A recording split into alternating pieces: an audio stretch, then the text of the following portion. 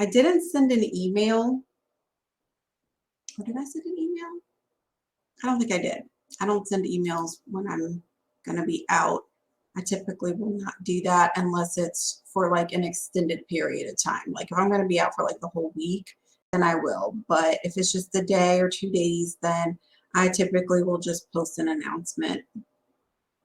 But if I did, I don't remember sending an email or not. But anyways, if you saw the announcement, there was an opportunity to earn Class Connect number 8 points.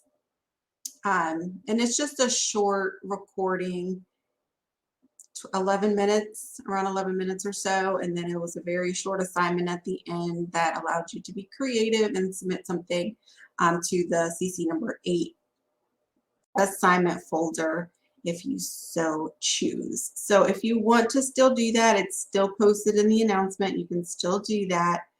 I didn't put any type of temporary 0 there. Today is actually going to be counted as Class Connect number 9.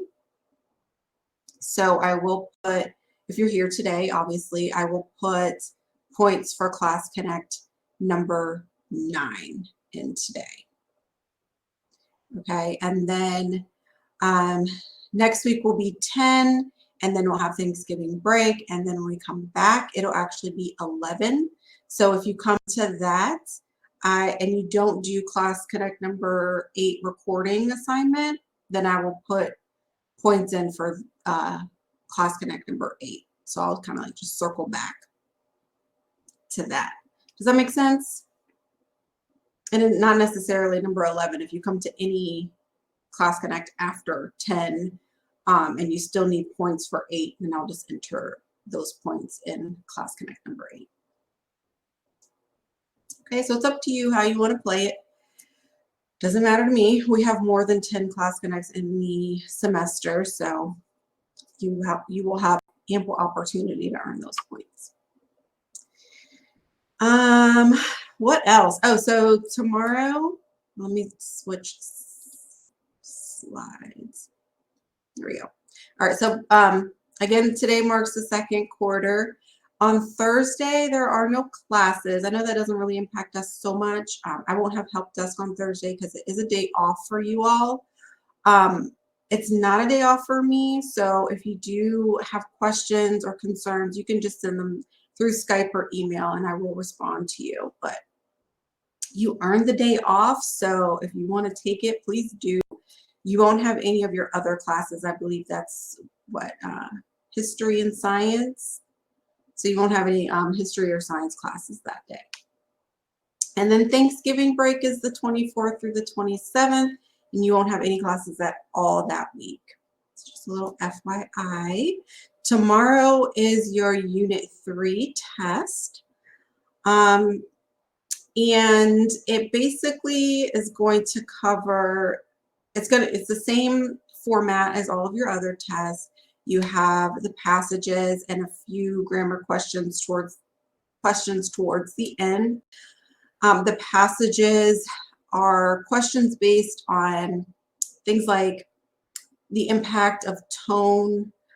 You have a question that will ask you about symbols. What does the symbol mean in this passage? You'll have a question on what's the central idea and theme, things along those lines. What else? Oh, there's a few on imagery and the impact of imagery in a passage.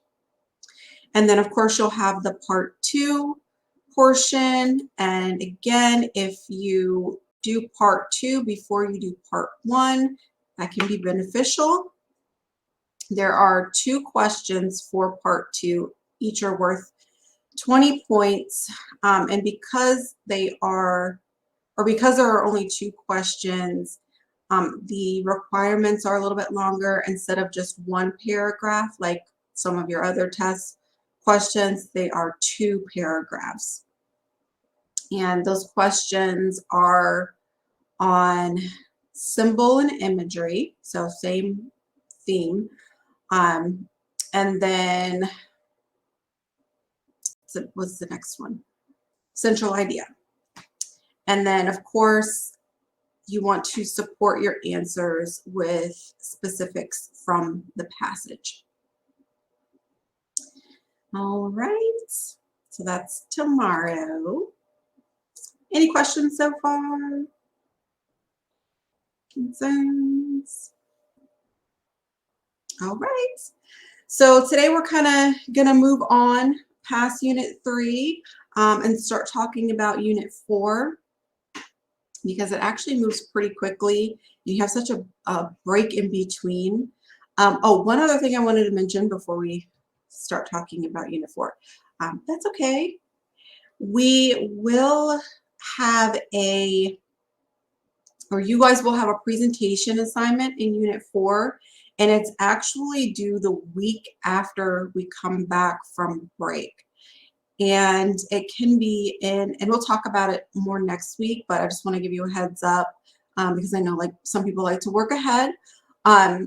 For the presentation portion, it is a PowerPoint, and you can either record in your PowerPoint, or you can present your PowerPoint live. And that's actually going to be Class Connect number 11 is going to be dedicated towards presentations. So if you are willing to present live in class, that's wonderful, and you will have the opportunity to do that.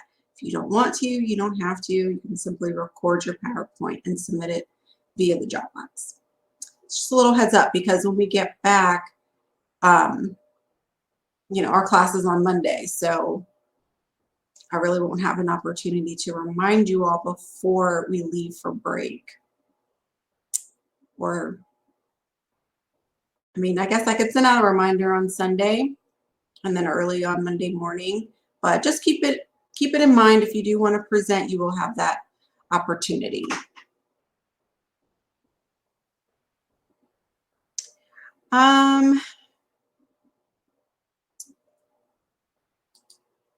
It's going to be audio and video. If you do the PowerPoint, it should be audio and video. You should at least get on, I mean, you know, the presentation recording, you should at least get on video in on the first slide, and then you can turn it off.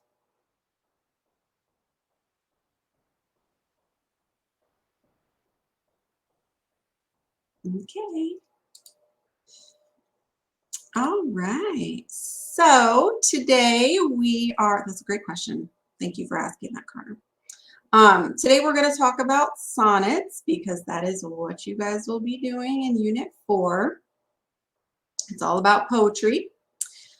And basically, what is a sonnet? I'm sure you have seen many of sonnets in your school life, but we're going to go over it again. Just give you a refresher. So a sonnet, this is the dictionary definition here, examines the nature and ramifications of two usually contrastive ideas, emotions, states of mind, beliefs, actions, events, images, etc., by juxtaposing the two against each other and possibly resolving or just revealing the tensions created and operative between the two. So what does this mean in layman's term? It is a poem in which shows two related but differing ideas or perspectives to communicate something about them. The contrast of these two subjects reveals some deeper truth. A lot of times sonnets focus on love or loss or faith. Sonnets are organized in 14 lines. The first part of the poem presents the theme, raises the issue or doubt, and the second part answers the question posed by the first part. The transition between the two parts of the poem is called the turn, and it is often at the end of the poem, towards the end.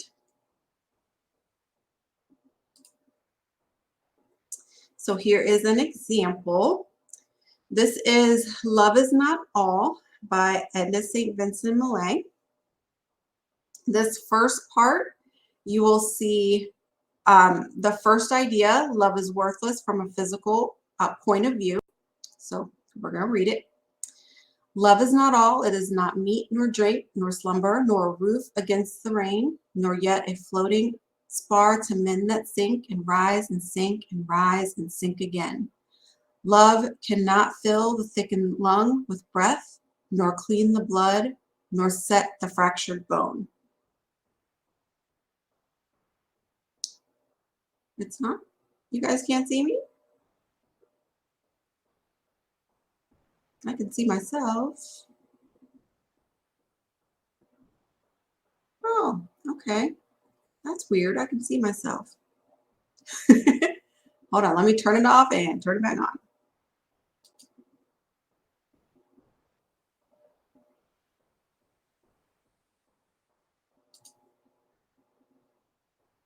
Can you see me now? Well, that is, let's see. Let me turn on my other one. What about now?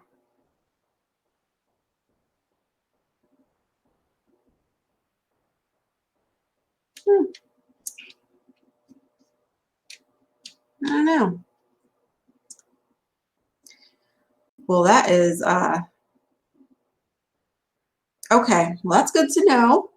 And it's weird that I can see myself, but you guys can't see me. That's okay. We're going to carry on. Miss Moore. Yeah. So about the sonnet, with it having like idea 1, 2, and then like a doubt or confusion, the turn, and then the resolution, doesn't that make it kind of like a narrative arc, except instead of events, you have ideas. So like there's an exposition of the thought the author's trying to give, and then like a complicating incident, kind of rising action, and then a climax or a turning point, and then the resolution, even though there's no events but just ideas. Yes, absolutely. It is a very, very similar structure. Thank you for bringing that up. And you can definitely think of it in those terms because it's very similar. All right. So we have that first idea that love is worthless from a physical point of view.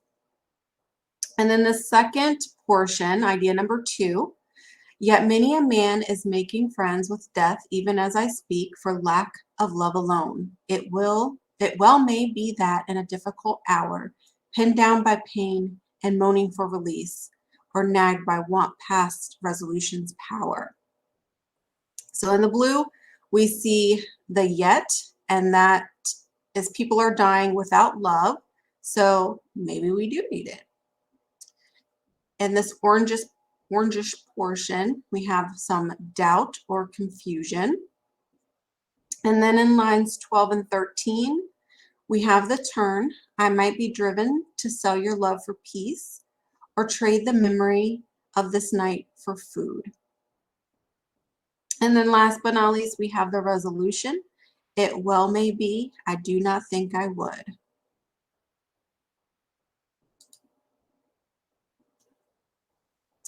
So the organization of the sonnet, it begins with 3 sets of 4 lines known as quatrains. It ends with the couplet, which is the last 2 lines. Within each quatrain, it's AB rhyme scheme. And then the lines of the couplet rhyme, GG. So we have AB, CD, CD, EF, EF, and GG. And then always keep in mind that some of the words at the end may not rhyme perfectly, but if it's almost, then it was meant to rhyme. You know, it's American accents or the way we pronounce things is a little different. a lot different, I would say, than Shakespearean accents or speech. So here we go with the rhyme scheme. We have A, B, A, B, drink, rain, sink again. Second quatrain, C, D, C, D, and then E, F, E, F, and then last, G, G. Yeah.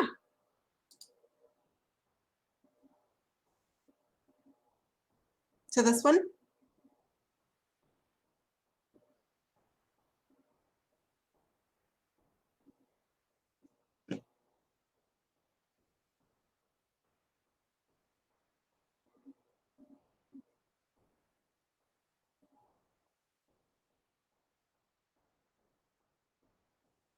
Okay.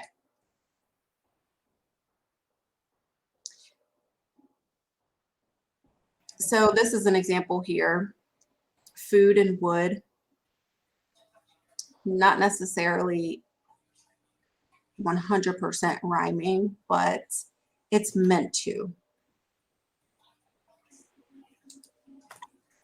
Miss Moore. Yeah. Could there be a sonnet where they actually all rhyme? So like it, instead of being A B A B C D C D E F E F, could it be like A B A B A B A B A B A B? So like the quatrains also rhyme like amongst each other. They're the same. So the Yes. syllables that rhyme all are the same throughout the whole poem. Yes. That is true. So this is an example of a Shakespearean sonnet. So yes, you are correct. There are other types of sonnets that can have a different type of rhyme scheme. For instance, the Italian sonnet, the rhyme scheme is different. But the structure is going to remain very similar. The amount of lines will still be 14. You'll still have the turn somewhere in there, whether it be between 11 and 12 or 9 and 10 lines, 9 and 10 or 11 and 12. So it can be in different places. It can look a little different, but in general, it's going to follow these same rules. Okay, thanks. You're welcome. Right. So today we're talking specifically about the Shakespearean sonnet, but there are other forms. So it doesn't necessarily have to be this particular rhyme scheme.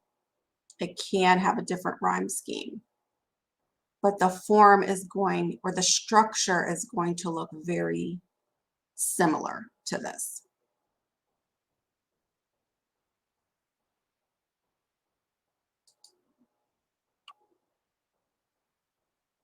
You will still have in the various forms of sonnets, you will still have the iambic pentameter,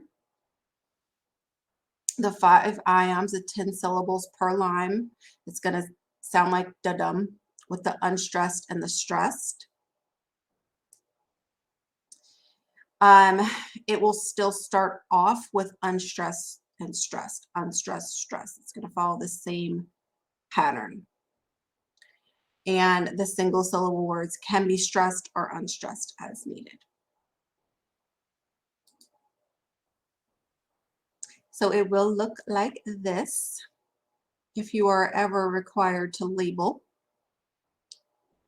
which you will be.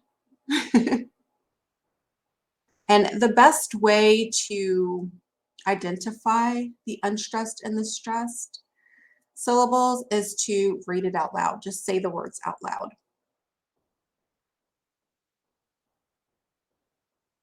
And as you can see here, some words have 1 and some words have 2, just depending on the syllables in the word. It can be broken up. Yeah, absolutely. Sorry about that. Let me go back.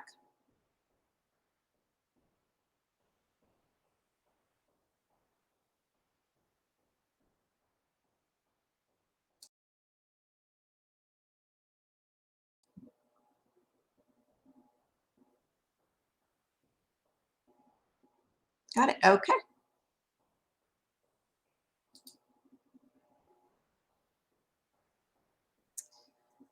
All right. So again, you will see the iambic pentameter in all sonnets.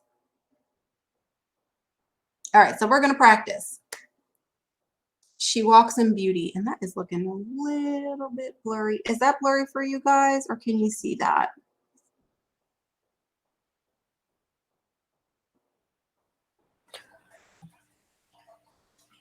Yeah, like if you zoom in really, really hard, you can see it. Okay.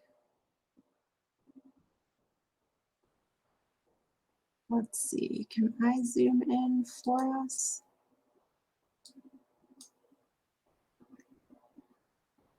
There we go. Is that better?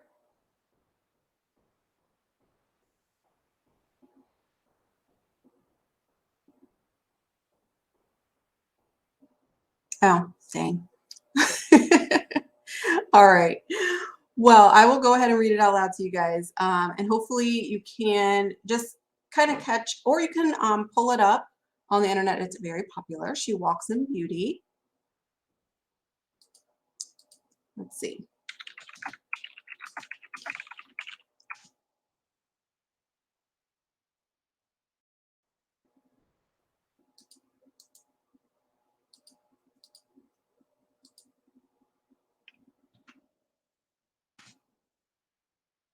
Here we go. She walks in beauty. All right. So while I'm reading it, think about some first impressions that you have regarding this poem. Okay. She walks in beauty like the night of cloudless climes and starry skies, and all that's best of dark and bright meet in her aspect and her eyes, thus mellowed to that tender light which heaven to gaudy day denies. One shade the more, one ray the less, had half impaired the nameless grace, which waves in every raven tress, or softly lightens over her face, where thoughts serenely sweet express how pure, how dear their dwelling place. And on that cheek and over that brow, so soft, so calm, yet eloquent, the smiles that win, the tints that glow, but tell of days in goodness spent, a mind at peace with all below, a heart whose love is innocent.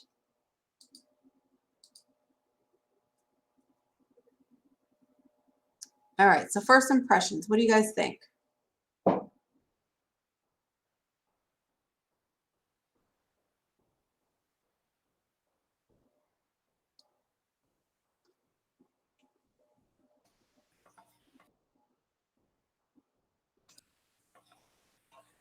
It characterizes the narrator as someone who might be maybe like in love with the main character or think she's really beautiful, and the main character as someone who is like all, like beautiful and serene, both like on the inside and the outside of her personality and appearance.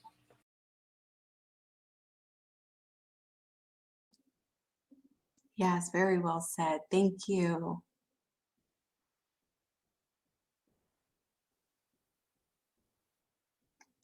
Can someone tell me what ideas are being contrasted?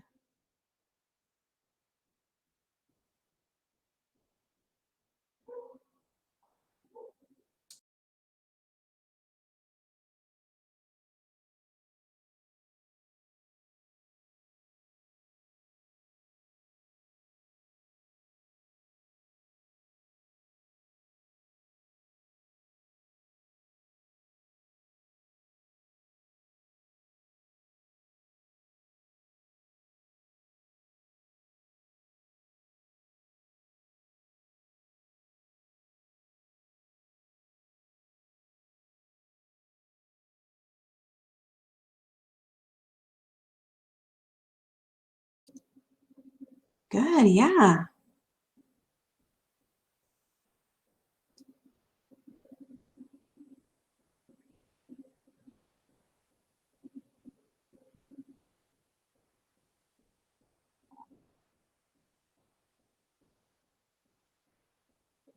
Good. Yes, all good thoughts.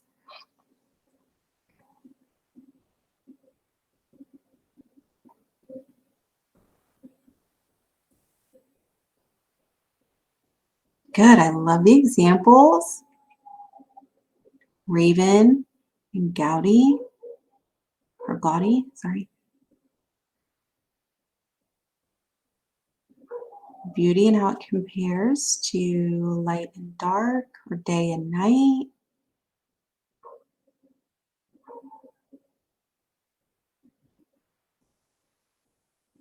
Beautiful. Thank you guys. So what about the rhyme scheme?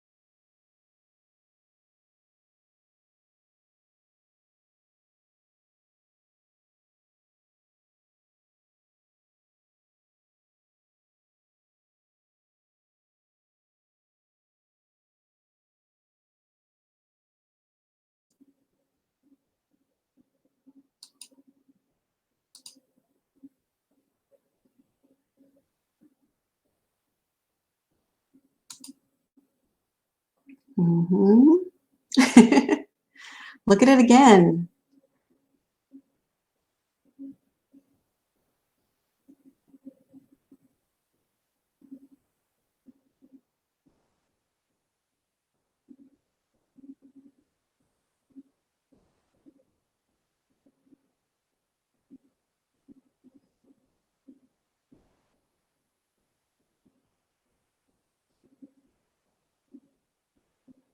It wouldn't classify as a true sonnet because it does not fit in, and that's a very good point.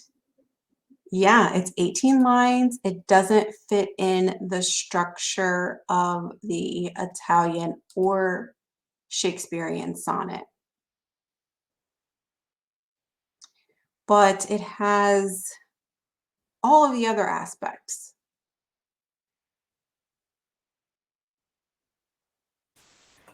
I'm sorry, did we already go over the Italian sonnet because I wasn't here for the first couple minutes of the class? No, we did not. We're not going to talk about the Italian sonnet, Okay. not in too much detail. It's similar. It still has the 14 lines.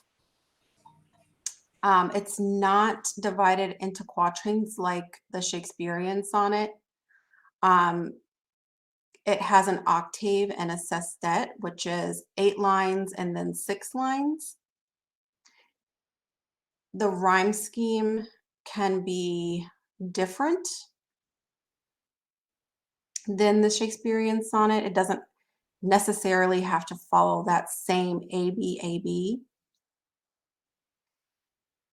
But again, it still has the 14 lines, it still has the contrasting ideas, it still has the turn.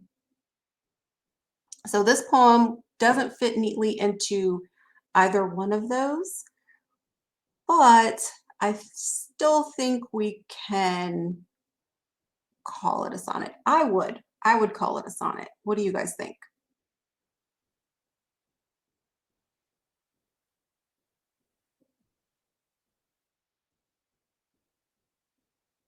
Yes. Right. Exactly.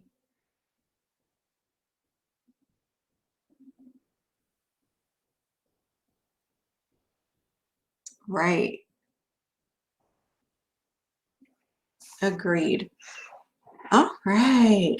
Okay, so what we're going to do, I don't think we're going to do 20 minutes. I think we're going to do maybe like 15. We are going to read and analyze Sonnet 18, and that is an actual sonnet.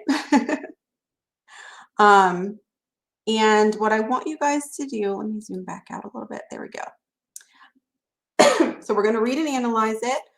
One person kind of be the leader, help guide the discussion.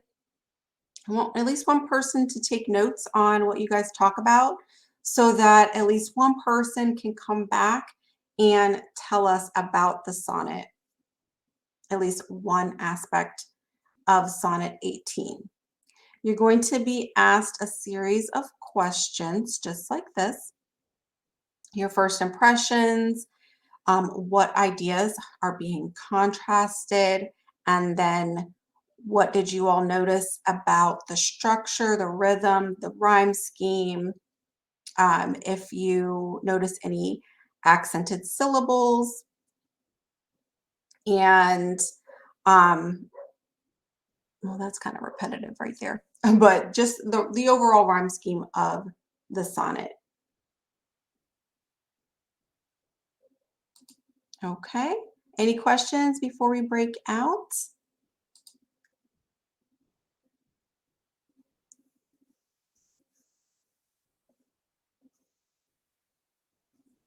All right, I'm going to give you guys about 15 minutes and I will jump into each room. All right, 1 second.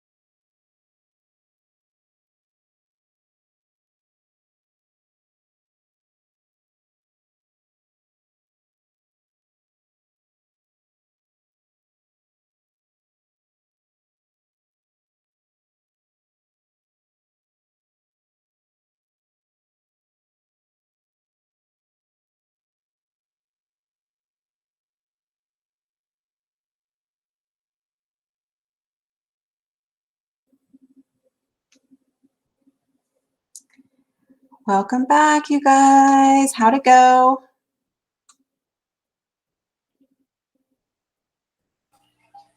It went good. Good.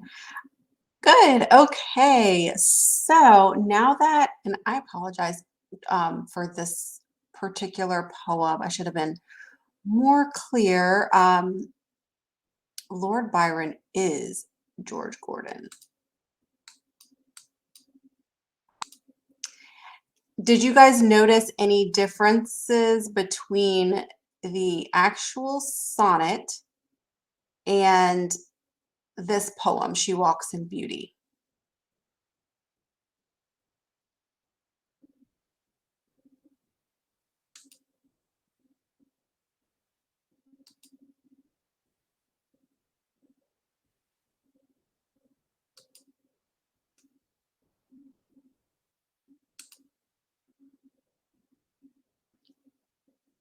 Good. Okay.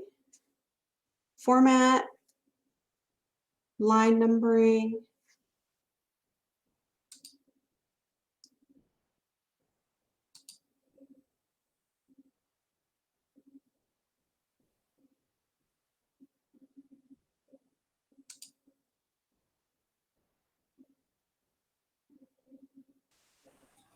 It has the GG section at the end. Good.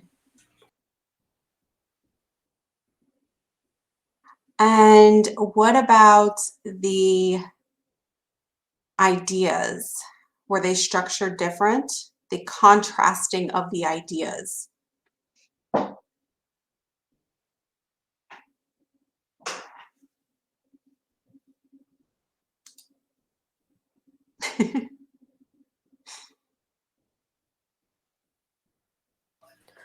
Well, in this one, for the idea, yeah, what Catherine said. Okay, let's see in the chat. Okay, so it was more obvious, the turning point was more obvious. Good. Okay, so now you guys can see like the differences between a true sonnet and a poem that's kind of like a sonnet, but not exactly.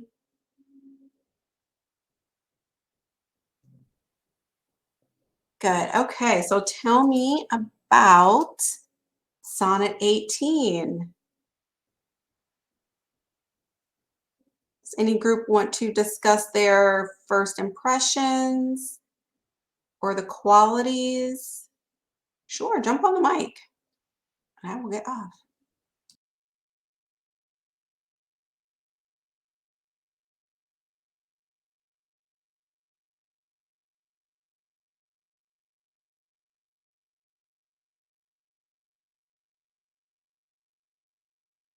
Oh, nice. Okay. Comparing a person to summer, but it turns when he says that she doesn't fade like the summer. There's a section in the poem where it talks about the different circumstances under which she could possibly lose her beauty. Like, North shall death brag, thou wanderest in his shade, when in eternal lines to time thou growest. So it talks about, that's the part that kind of inserts the doubt into the poem, because it talks about different ways her beauty could fade. Mm-hmm. Or like, at every fair from fair sometime declines. But then the last two lines of the poem show a turning point and the resolution, like Alexa said, that the resolution of that works to eliminate those doubts and instead bring about, like, reiterate the fact that her beauty is eternal no matter what. Very good explanation. Thank you.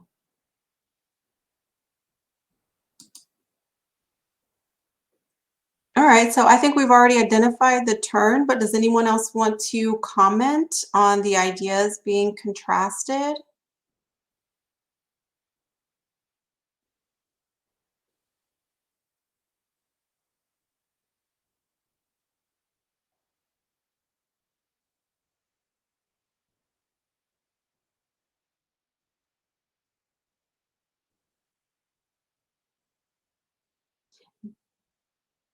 Thanks, guys. Yeah, so obviously you can't hear me saying refresh. Okay, perfect. So we've identified the turn.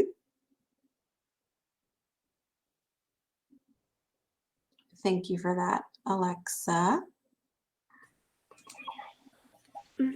Maybe the ideas being contrasted are the imperfections of summer versus the negative qualities it might have versus the person the author's in love with who has perfect qualities in every way.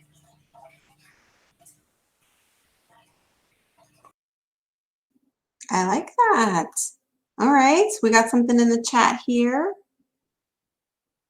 Summer has days that are really hot and that are not too nice because of rough winds. The person is more temperate than that.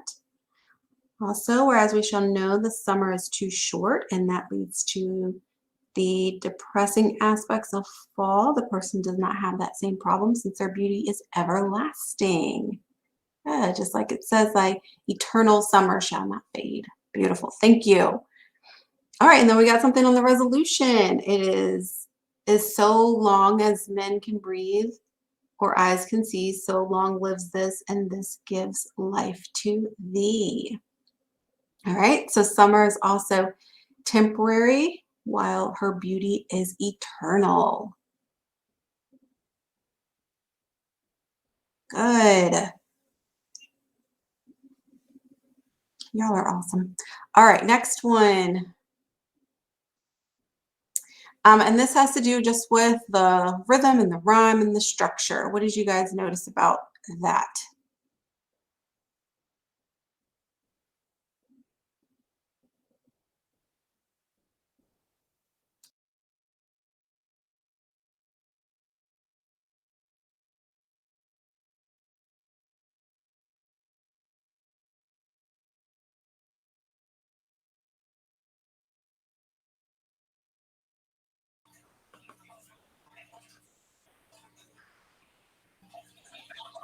Yes, I agree.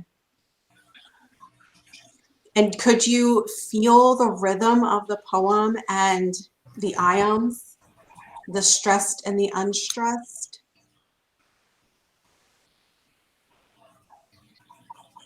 Good.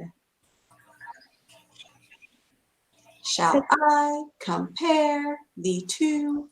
So, Go for it, Anna. You can get on the mic. oh, sorry, I didn't mean to interrupt.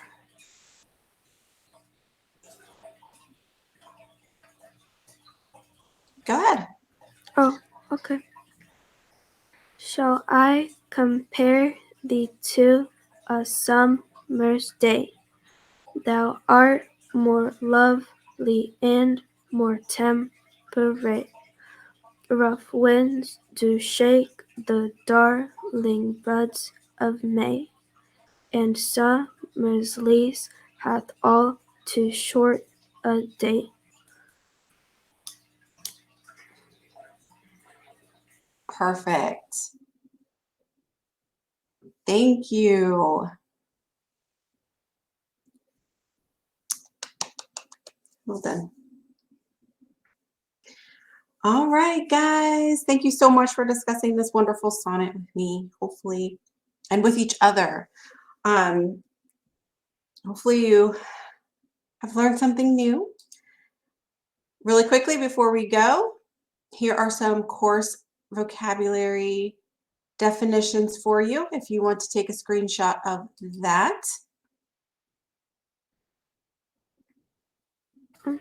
But Miss Moore, Sure. for today's lesson, it's still the discussion of the literary devices, right? Yes, it is. Okay. Yeah, we're kind of moving ahead a little bit.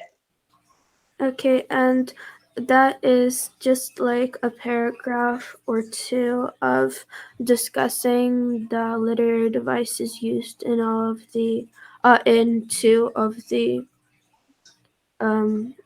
stories or poems we read, whichever ones we pick, right? Yes. That is correct. Okay. And when are we starting the honors project? Ooh, that's a great question. Let's see here. That starts on the 3rd, December 3rd. Okay. And are we gonna write poems in the poetry unit? Are we going, hold on, let me stop the recording really quick.